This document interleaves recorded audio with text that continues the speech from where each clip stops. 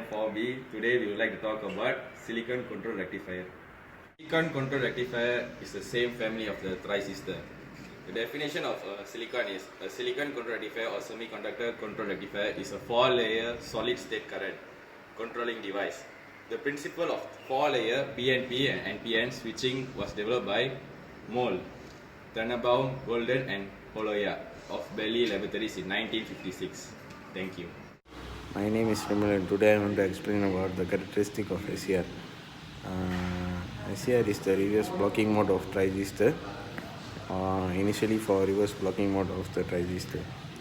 The cathode is made of positive with respect to anode by supplying voltage E, and the gate to cathode by supply voltage ES is detached initially by keeping the switches open. Example is forward blocking mode and forward conduction mode. Thank you. I'll be explaining about the silicon control rectifier. This is the symbol used for the silicon control rectifier.